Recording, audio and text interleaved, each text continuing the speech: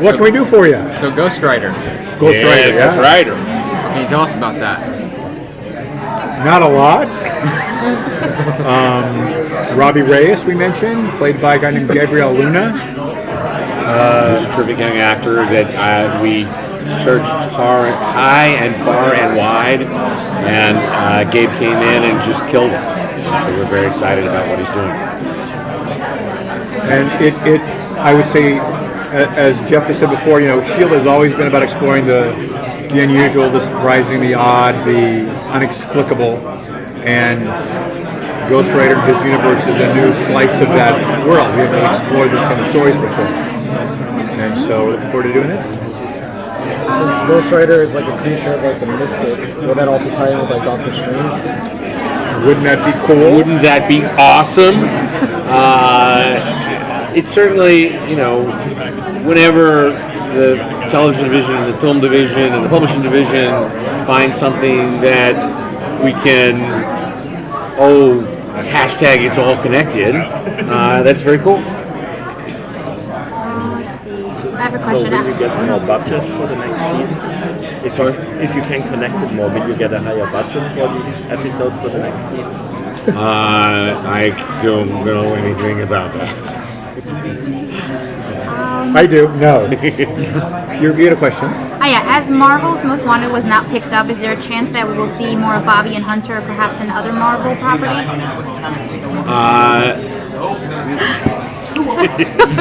Please say yes. Did somebody walk over my grave? Let's just say nothing's impossible. A question that I have is because you guys have a new time slot and based on the fact that you guys have multiple previous seasons to go on, what does that mean for this coming season? Are you guys able to get darker and more edgy with the later time slot? Are you guys able to sort of get more complex because you have other seasons to build upon? Can you talk a little bit about... I liked all his answers. I would say yes and yes to that. Thank you for answering those questions.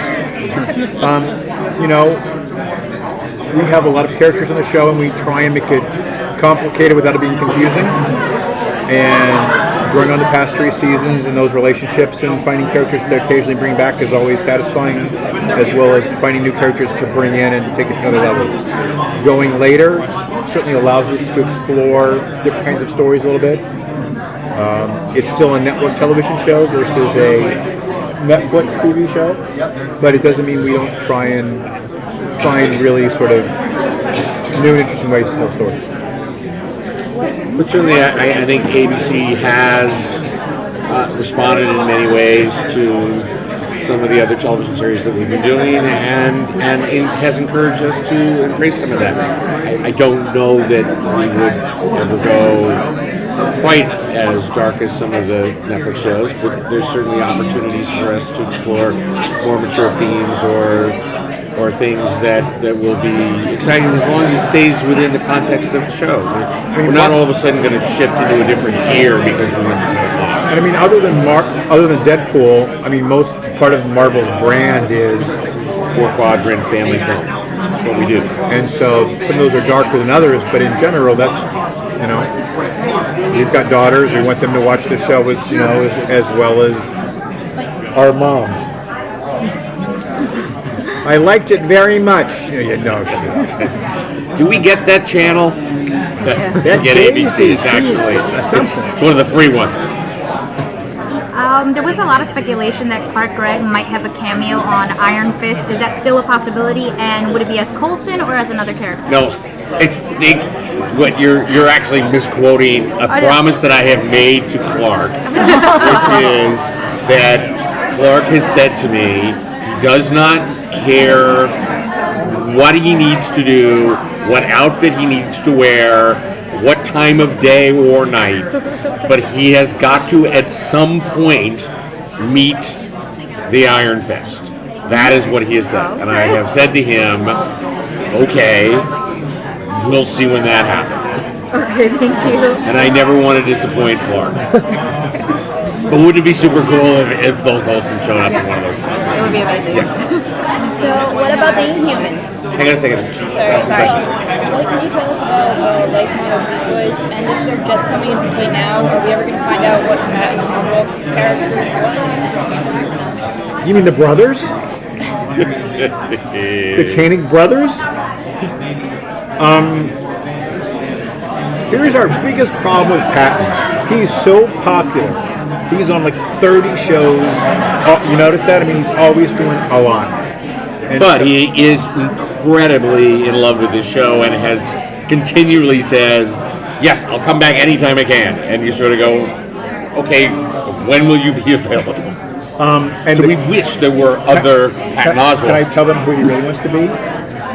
Yes. He really wants to be MODOK. He wants to be a giant floating head that moves With a little tiny body. with a little tiny body and go around like kill people. So life model decoy is something we hinted at the end of last season. If we're any good at our job, hopefully we won't drop that ball. In fact, we'll throw it all the way into the end zone. And we would love to get Patton back, and I'm not going to say answer your questions, but at least Complicated further. yeah, because it's really fun. And he's awesome to work with. It's everything you want Patton Oswalt to be. So, what can you tell us about the Inhumans? Are you going to see any new ones? Is Elena coming back? Who coming back? Elena? Yeah, I think we should say. Yeah, we love Elena. Yes. Yes. Inhumans have not gone away. You know, they are now out in the world, and though last year was sort of the Inhumans are new and big and out front, they're still part of our world. I mean, Daisy's an Inhuman, and she's an Inhuman, and we've got several others we've met, and so they're not going anywhere. And so the issues that came up at the end of last year, and the Sokovia Accords, all those things affect our Inhumans as well as S.H.I.E.L.D's job with other Inhumans. So yes, there will still be plenty of that. Absolutely. The things that happened in Marvel Civil War, the film, have a direct effect in terms of what S.H.I.E.L.D. does for a living and also what happens to how people perceive the Inhumans. But again, I think the more interesting answer is that, where Marvel lives best is as a metaphor for what's going on around us. And we live in a very challenging time right now in terms of how people see other cultures, diversity, differences between people. And if we don't figure out that we're all sharing the same planet,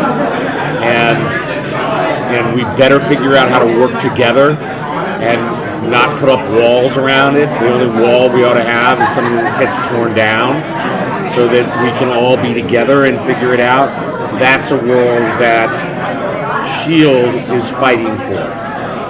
To make people understand that just because you're different, it doesn't mean that we're not the same. Thank you so much. Thank you.